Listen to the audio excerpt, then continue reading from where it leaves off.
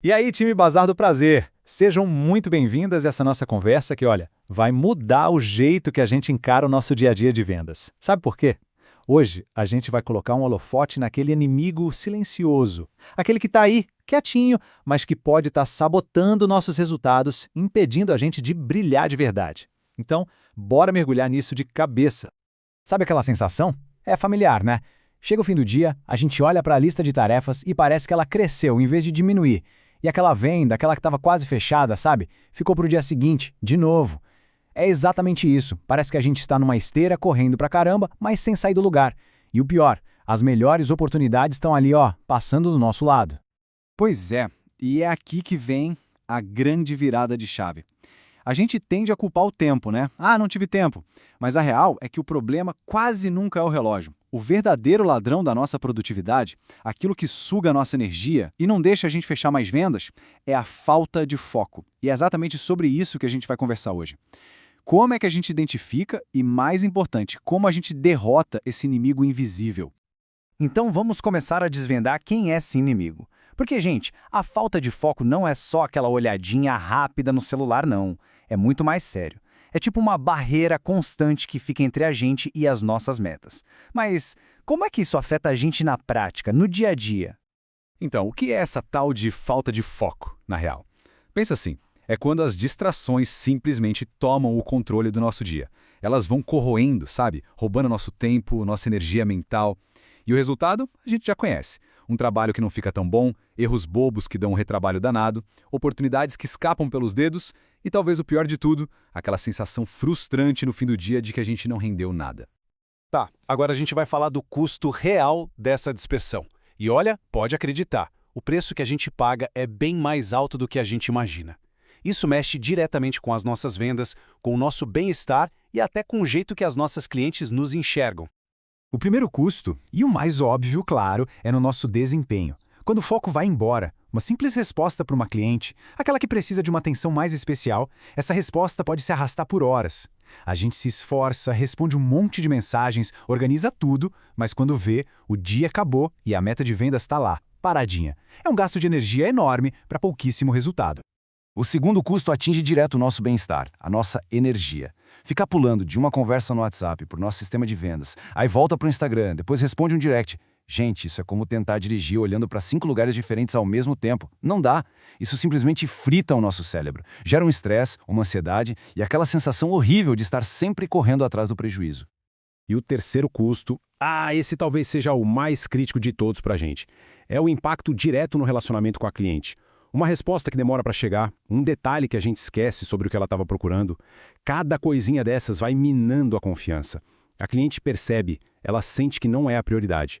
E aí aquela conexão, que é a base de tudo que a gente faz, especialmente no nosso mercado, ela se quebra. E essa frase aqui, nossa, ela resume tudo de um jeito perfeito. Focar em uma cliente durante o atendimento não é só uma técnica, entende? É uma demonstração de respeito.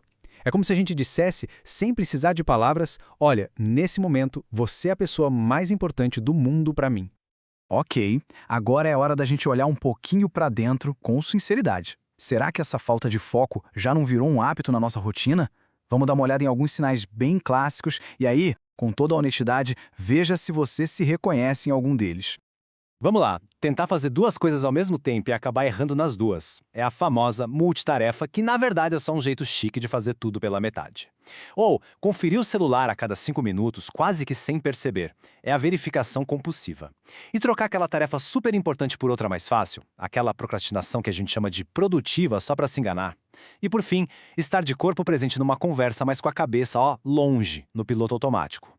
Reconhecer esses padrões, gente, já é o primeiro gigantesco passo para mudar.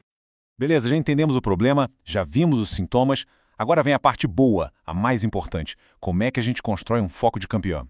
A ótima notícia é que foco é igual a um músculo. Quanto mais a gente treina, mais forte ele fica. E é exatamente isso que a gente vai ver agora. Como treinar esse músculo. E o plano de ação é super simples, mas muito poderoso. Vamos lá, são 3 passos. Primeiro, eleja a sua prioridade. Qual é a tarefa mais importante do seu dia?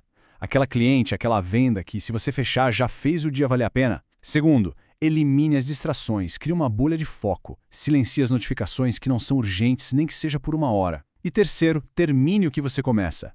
Se comprometa a ir do início ao fim de uma tarefa antes de pular para outra. E aqui está o grande segredo que muita gente não entende. Foco não tem nada a ver com se matar de trabalhar ou fazer 1000 coisas ao mesmo tempo. Pelo contrário, é sobre fazer menos, só que com uma excelência, com uma qualidade que no final das contas encanta o cliente e converte em venda. E agora, para a gente fechar com chave de ouro, vamos amarrar tudo isso com o nosso sucesso como um time. Porque no fim do dia, o foco não é só um ganho individual, não. Ele é o verdadeiro motor do nosso crescimento coletivo. Dá uma olhada nesse quadro. Ele mostra a escolha que a gente tem que fazer todos os dias. De um lado, a falta de foco, que leva à dispersão, ao cansaço, às vendas perdidas, ao retrabalho, é o caos. Do outro lado, o foco, que traz clareza, energia, clientes satisfeitas e, claro, resultado. A diferença é gigante, né? Então, o ponto crucial é exatamente este. Quando uma de nós está focada, não é só o resultado dela que melhora. É um efeito em cascata. A gente eleva o nível do time inteiro, a gente fortalece a nossa cultura de excelência e a gente mostra lá fora o que realmente significa ser uma vendedora do Bazar do Prazer. E para a gente finalizar, eu quero deixar essa verdade com vocês. Quem controla o foco, controla o resultado. Ponto final. A questão aqui não é se a gente é capaz, porque isso eu tenho certeza que a gente é. A verdadeira pergunta é: a gente está pronta para assumir esse controle e começar a transformar nossos resultados a partir de agora?